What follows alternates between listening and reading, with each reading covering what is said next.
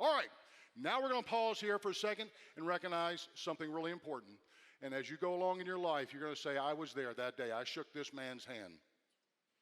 Ladies and gentlemen, there are fewer than 100 of these gentlemen that exist in the country today.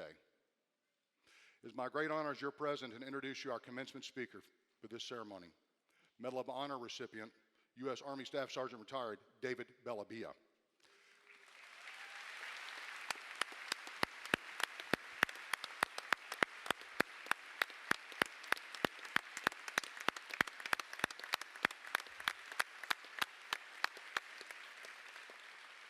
Staff Sergeant Bellavia is our nation's only living Operation Iraqi Freedom Medal of Honor recipient. He spent 6 years in the U.S. Army. He served with his unit in Operation Iraqi Freedom during the battles of Najaf, Mosul, Baqaba, Muqaddiya, and Fallujah. Staff Sergeant Bellavia was awarded the Medal of Honor for his actions on November 10th, 2004. Ladies and gentlemen, his actions on 2004, November the 10th, that was his 29th birthday. He earned it during the Battle of Fallujah during Operation Phantom Fury for, quote, as we quote his citation now, for conspicuous gallantry and intrepidity at the risk of his life above and beyond the call of duty. His service and bravery are honored with numerous citations and medals, including the Bronze Star, the Presidential Unit Citation, Army Commendation Medal with Oak Leaf Cluster, Army Achievement Medal with Oak Leaf Cluster, the National Defense Service Medal, the Kosovo Campaign Medal with Bronze Star, the Global War on Terrorism Expeditionary Medal, the Global War on Terrorism Service Medal, the Army Service Ribbon, the Combat Infantryman's Badge, and the NATO Medal. I don't think they had much left in the warehouse to give you, sir. After leaving the Army, he returned to Iraq as an embedded reporter to tell the story. I got to pause here for just a second. You may wonder, how in God's earth did this man get here today? I'm going to tell you the power of curiosity for just a moment. David, forgive me. He's written 2 books, one that chronicles his house-to-house fighting in Fallujah, the other about remembering his brothers in arms, remembering the ramrods. I read the second book first. I was sitting with my wife and I said, my God, this man has a voice. He has a story, a compelling narrative that paints a picture. It talks about the highs and lows of military service, of loss, of sacrifice, of valor. And I knew right then, right there, this is the man that needs to be at our graduation. He's the author of House to House, Remember the Ramrods, Army Brotherhood and War and Peace, and hosts a syndicated radio program, The David Bellavia Show, heard daily on Audacity.com. Born in Buffalo, New York, David was inducted to the New York Veterans Hall of Fame in 2005. He currently lives in Western New York and splits his time here in Florida as well. David is a father. He is a son. He's a friend. He's a soldier. Most important today, ladies and gentlemen, he is an American. Please give a warm pioneer welcome to the Medal of Honor recipient, U.S. Army Staff Sergeant retired, David Bellavia.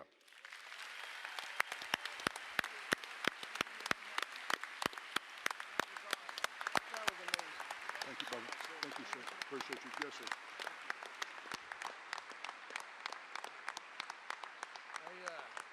Thank you.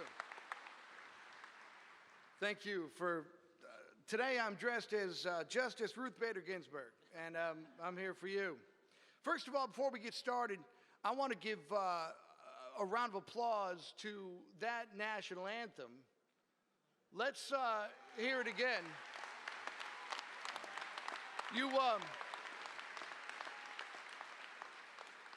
It made me want to do 100 push-ups and slap Vladimir Putin in the face. I'm ready to go. I'm ready to go. I have never in my life been to a commencement ceremony that had a sign that said no air horns and then is immediately ignored. There is something special going on here on the Treasure Coast of Florida. My goodness gracious, I think it all starts here with this president. Let's give a round of applause to Dr. Timothy Moore and your leadership. You can do it. You can do it. You know what you just did, hornblower. I want to thank the department leaders, our honored guests, professors, family, graduates of Indian River State College class of 2023. Look at yourselves. Well done. Before we get started, I want to thank Dr. Moore. I want to thank the faculty and this institution for the way you treat veterans. All the veterans in the audience that came before me, thank you for setting the bar high for us to follow your footsteps. But thank this institution for the way you treat men and women when they come home with distinction, with decency, with honor. That means the world to us, sir. Thank you so much for what you do. Round of applause for our veterans.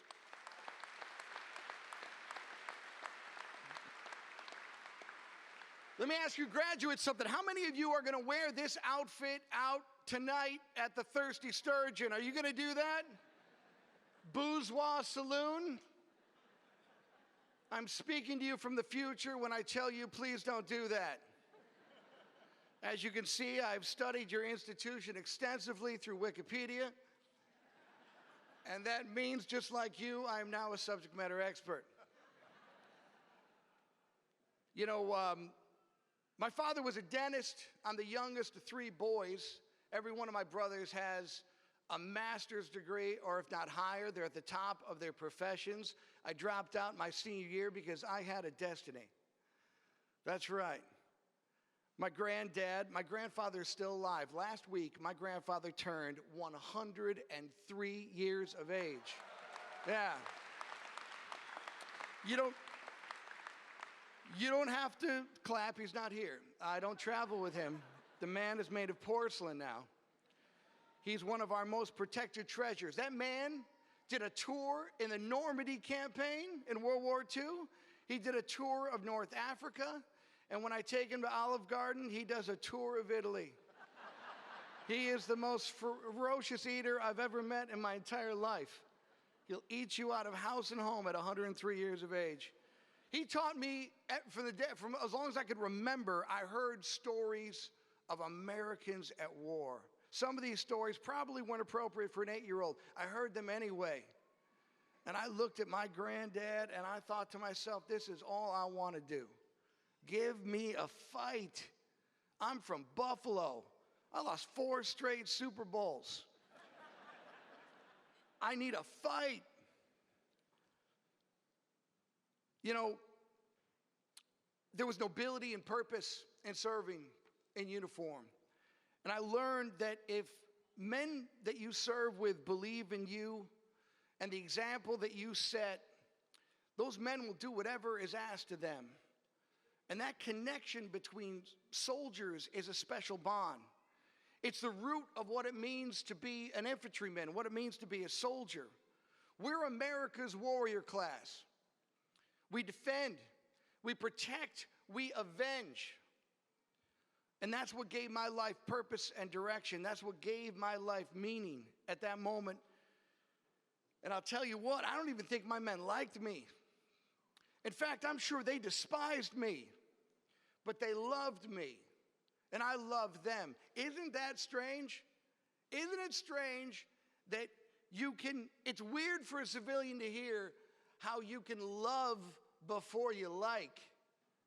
You date people, right? We all saw the Johnny Depp trial. It taught us a lot of lessons.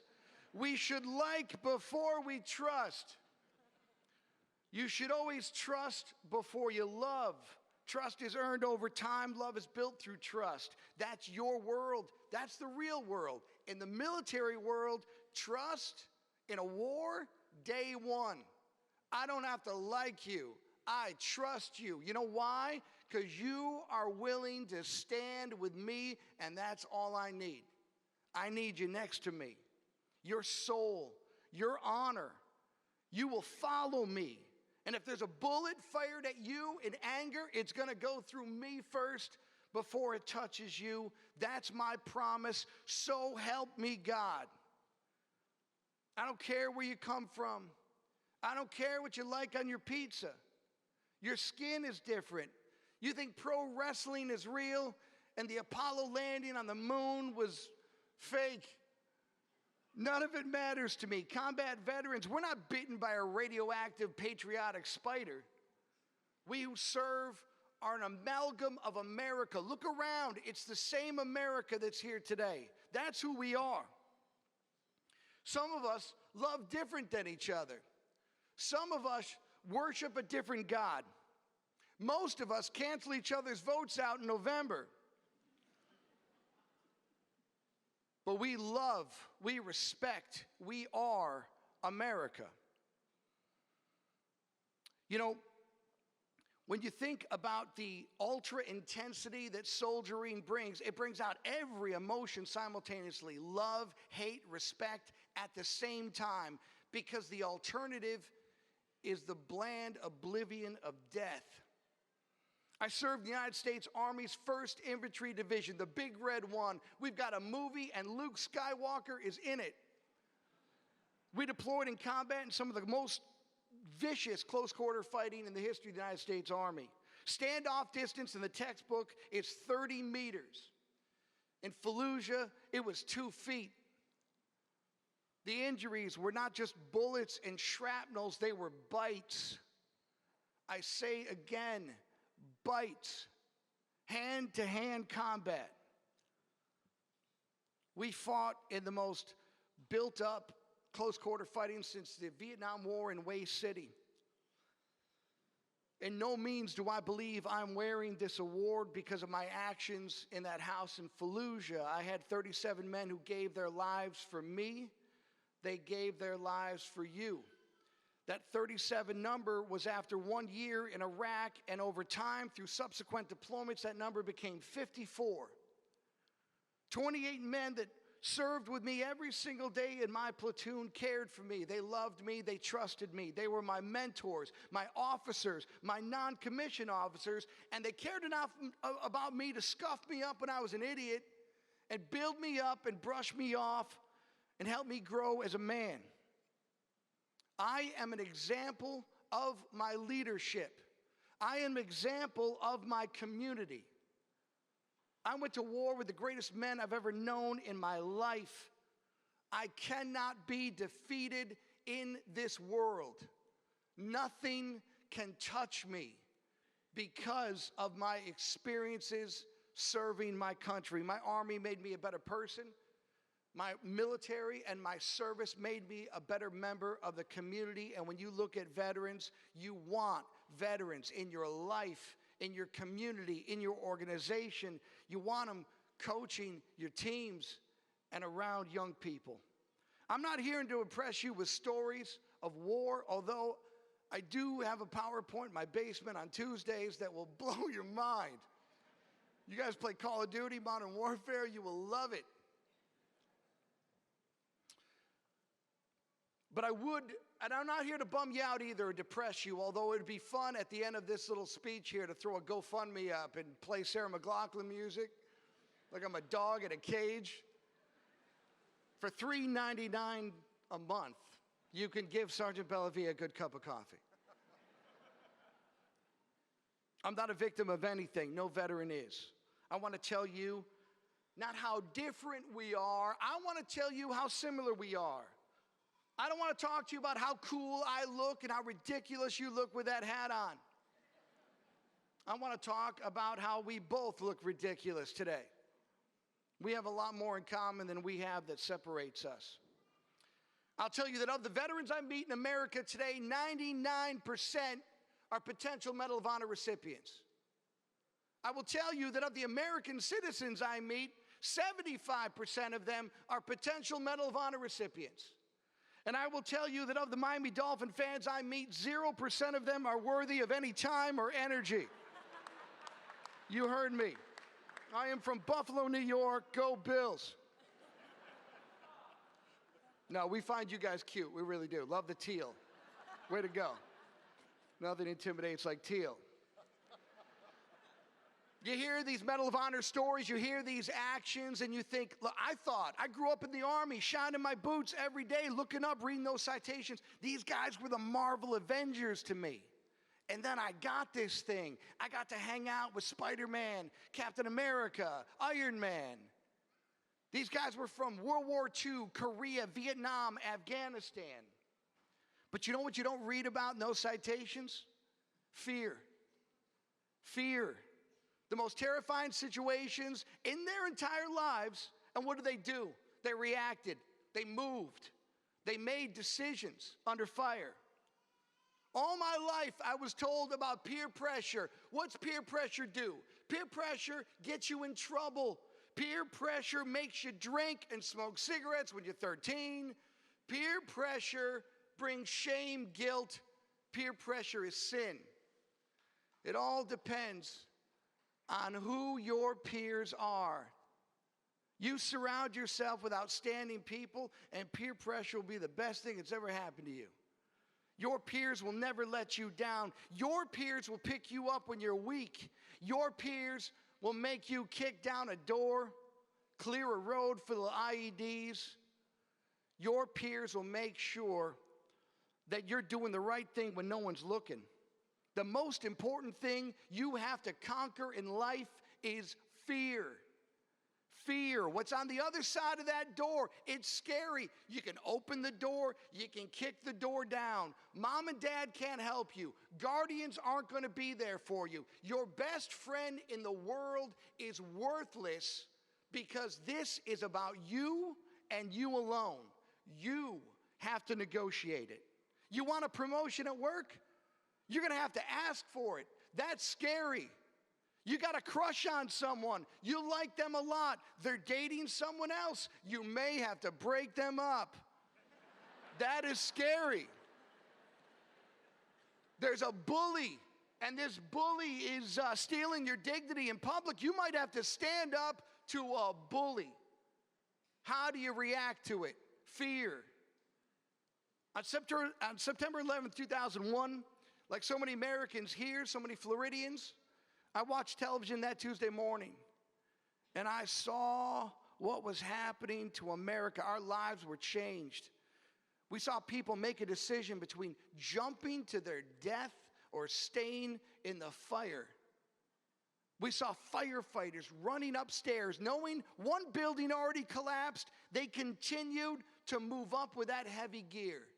People were scared out of their minds. That day, I was already in the Army. All I wanted was a fight. I didn't care about defending my Constitution. I didn't care about protecting my homeland or my citizens. College money and a dental plan never even crossed my mind. I wanted to avenge those beautiful souls who lost their lives on September 11th, 2001. I hated the enemy. I wanted scalps. I wanted to get them back. I wanted to get them back for what they did to my country. I wanted to get them back to what they did to me. I was scared. We were scared. I deployed with my 1st Infantry Division on my shoulder and my flag on the other shoulder. I trained every day, shot tens of thousands of rounds. I was ready for the fight. Granddad, sit down and eat some Olive Garden. We got this from here. Anyone dumb enough to shoot against us, we were going to pile on them. I would have mortgaged my soul to take that enemy out. A month into our tour in Iraq, we were stationed in Diyala province along the Iranian border. 2 friends of ours were taken out in 2 days worth of fighting. They took down 2 of our guys. We killed 150 of them. Tanks, Bradley fighting vehicles, which are tanks with infantry that deploy out the back. Bullets blowing by your face. Bombs, rockets. Take a log, throw it on a bonfire. Those embers, that's what's coming at you. You are going into it, changing your magazines, taking out the targets, moving forward. You don't have a choice. That day, there was a guy with a machine gun in the same block that took out our 2 best guys. We went right at him. We charged him. We wounded him severely, mortally wounded him. We chased him out the back of the house, and then the fight continued. This guy's hurting, but he's a bad guy. He just tried to kill us. 2 kids come out of the house crying. They're sobbing. I see this guy talking to these kids. I throw a smoke grenade. Get those kids out of here. Those kids are going to get hit by a stray bullet. We're Americans. We're not Chinese. We're not Russian. We protect innocents on the battlefield. Those kids ran off, and I saw this wounded enemy look at me. despondent. I just took his last joy from this world. All he wanted to do was say goodbye to his babies before he died. And it dawned on me right then and there. That felt just. I hated him. I wanted him to die in that smoke. I didn't want him to say goodbye to his kids. My friends didn't get a chance to say goodbye to their family. They died thousands of miles away. They didn't get a chance to write a letter, tell their girlfriend that they loved them, say goodbye to mom and dad. I didn't even get a chance to say goodbye to him. That guy is getting nothing. That day I realized what had become of me. Just 2 months into combat, into the war I wanted my entire life, I lost my soul. I realized that day that hate is powerful. Hate is nitrous oxide. It gets you from point A to point B super fast, but you know what happens when you use nitrous oxide? You blow your engine, and you are done. You got nothing left in you. I was a husk. I was defeated. I could not fight because I hated. I could not fight for vengeance. I learned that day that the only way to fight with honor, the only way to fight with decency, is to fight because you love. You love your way of life. You love your friends. You love your family. You love your country. You love yourself. We fight because we love. My brain was feeding me the wrong information. I couldn't trust myself anymore. You got a brain and you have a heart. Which one do you think is the better guide? You know what your brain is? Your brain is your grandparents' Facebook wall during COVID. Remember that crazy stuff that was on their Facebook wall? Your brain is trying to keep you alive. It has one job, keeping you alive. You around a toddler, a baby? Since a baby is able to walk, it has one job. That toddler wants to kill itself every single day. The toddler will eat a battery. It'll lick an outlet. If the toddler had a smartphone, it would order pharmaceuticals on Reddit. This is a reckless, reckless being. Our job is to save that toddler's life every single day. When that toddler is alive in the morning, we have succeeded as parents. Your brain is doing the same thing. It remembers everything. It's trying to keep you from feeling shame. Your brain remembers in 8th grade the homecoming dance. Your brain remembers when you were humiliated. Your brain doesn't want you to be humiliated again, so your brain blocks things out. Panic and fear is our brain producing, we're producing panic and fear, so we're never experiencing the things that hurt us in the past. We don't trust people because of our brain. Our brain gets scared. Your brain is afraid to make a mistake. Your brain doesn't want people to goof on you. Your brain is afraid you're going to offend other people. Your brain is worried about what people think, say, or feel about you. Your heart doesn't give a damn about anything other than beating. That's all your heart wants to do. 100,000 times a day, your heart is beating. And no matter what happens, good news, bad news, you might need a glass of milk and sit down and take a time out. That's your brain. That's not your heart. Sometimes your brain tries to interpret what your heart wants and what your heart loves. Heartbreak. That's brain break, not your heart. The number one lesson I learned in combat is that if I listen to my brain, it's never going to get me through fear.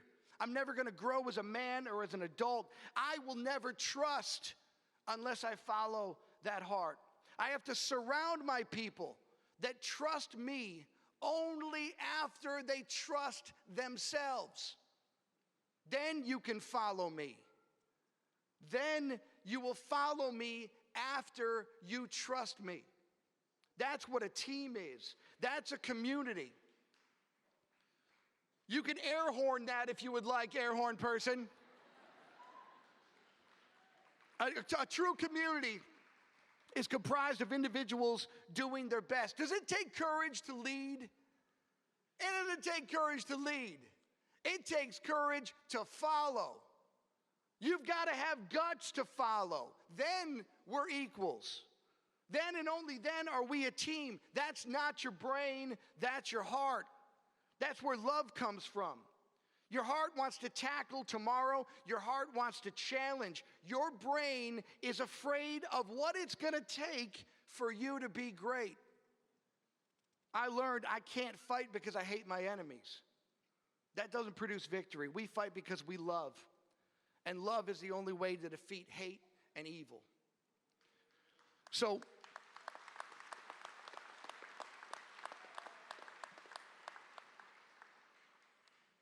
you can't lead until you're in a position to be followed. And you can't be a leader until you learn how to follow yourself. You won't be incredible until you have the guts to screw up. You are going to screw up. God bless you for screwing up. That's how we learn. That's how we're ready when the time calls our name. We're going to make mistakes. I hope you never see combat.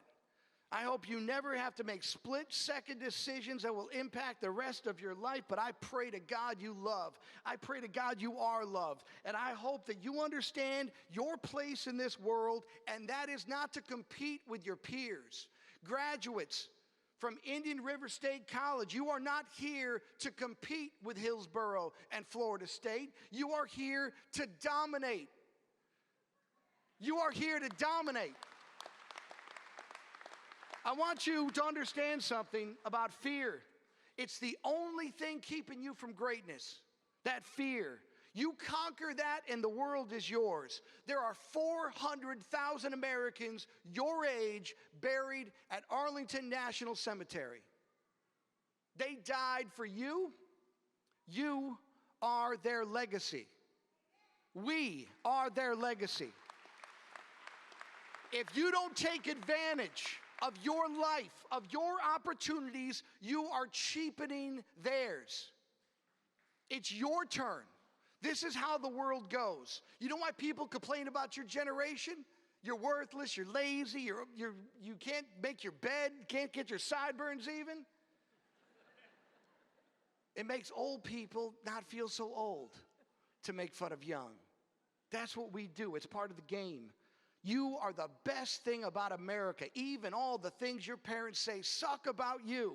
You are the best thing about our country. You are going to fail. You are going to screw up. That is normal. We want controlled failure. Understand, people are going to disagree with you. Do you understand that? People have opinions. They will disagree with you. They are not the enemy. They disagree with you. You will face people who disagree with you for the rest of your life. Embrace it. You're going to make good choices. You're going to make bad choices. And again, the Johnny Depp trial taught us that in full high definition, did it not? I want to talk to you about the real pandemic in America that's infectious and will kill you. It's not COVID, it's stupid. Stupid will kill you. Stupid is infectious. If stupid can get you to get in a car when you're drunk, it's not so stupid, is it? It got you as a graduate from college into a car while it's drunk. Stupid is attracted to greatness. It barnacles to greatness. Stupid is hunting you every single day. Graduates, look to your right. Look to your left. Bring it back. It's in this room right now, isn't it? It is amongst us, intertwined. It is near us. It is with us. It is following us. Stupid will follow you everywhere you go. Stupid is buying DVDs in an era of streaming services. Stupid thinks the Dave Matthews Band is good music. Stupid, what did I tell you, right? Your generation, you want to save the world. You want to save the environment. You want to stand up for the rights of the weak. You are diverse. You are inclusive. You want equity. You want to question everything. That is not stupid. That is beautiful. Stupid, no. Stupid is how we get there. That's what stupid is. Stupid is, hey, you want to be a man or a woman? You want to shave your head or you want to grow your armpit hair out? Listen, if you want to grow your armpit hair out or shave your head, I don't give a damn. You control how you react to the world. That's all you control. You don't control who wins the Super Bowl or what your elected officials do when they're voted in. You control how you react to love. You control how you confront hate. You control what happens to you. Some of you have had trauma just to get to where you are.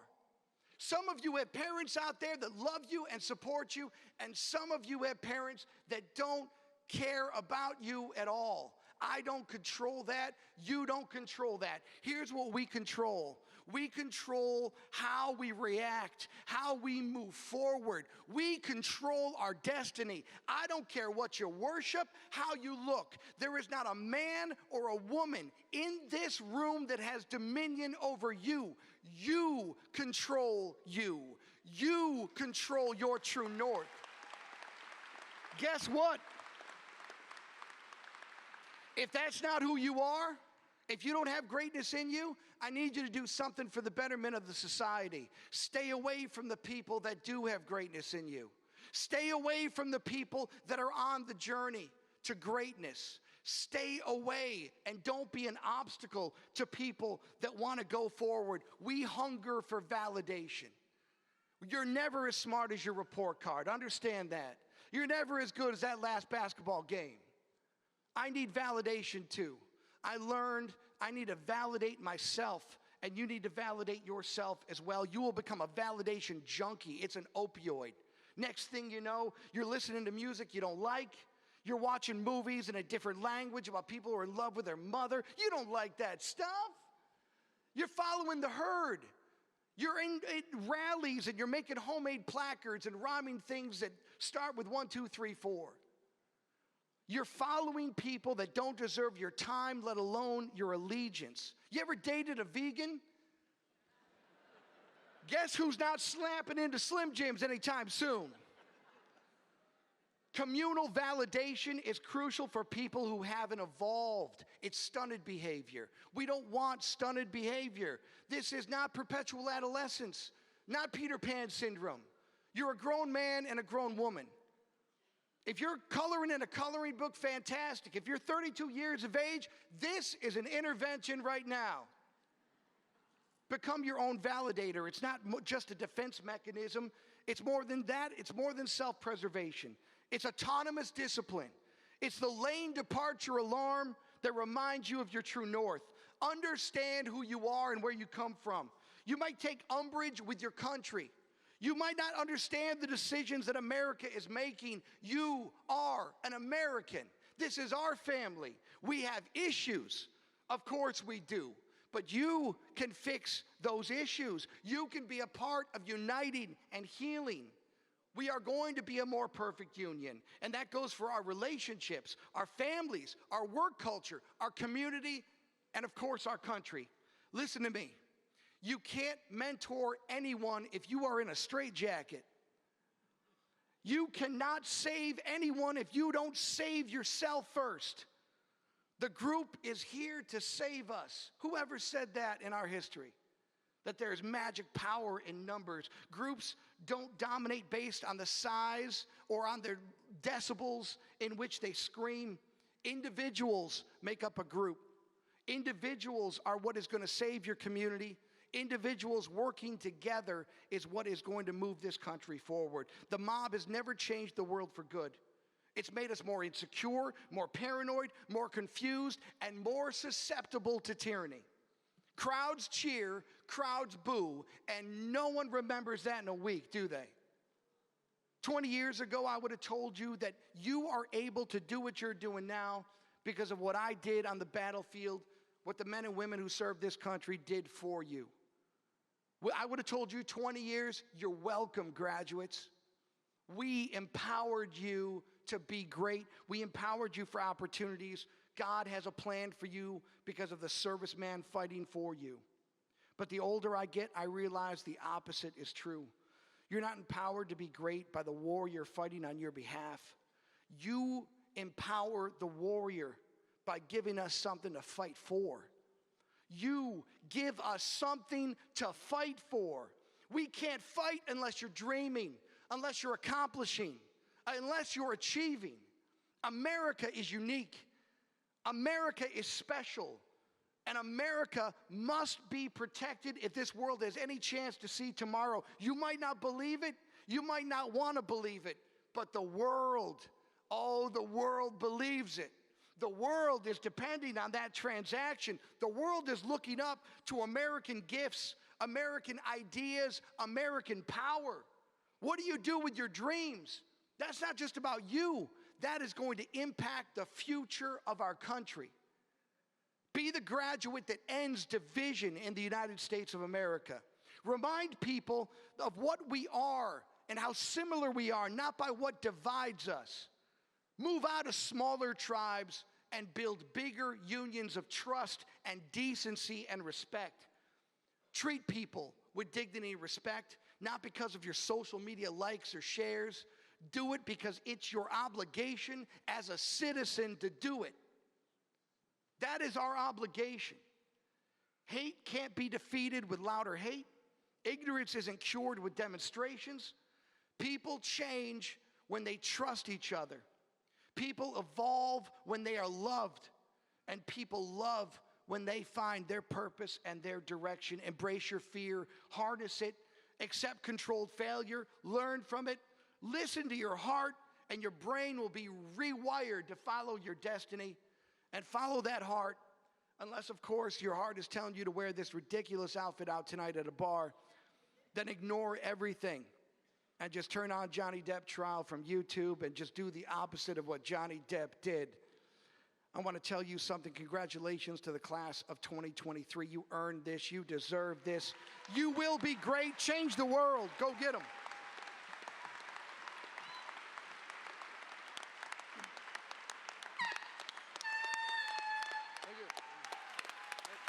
Well done, my friend.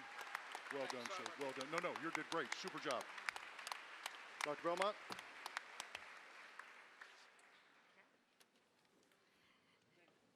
David, thank you so much for those inspirational words.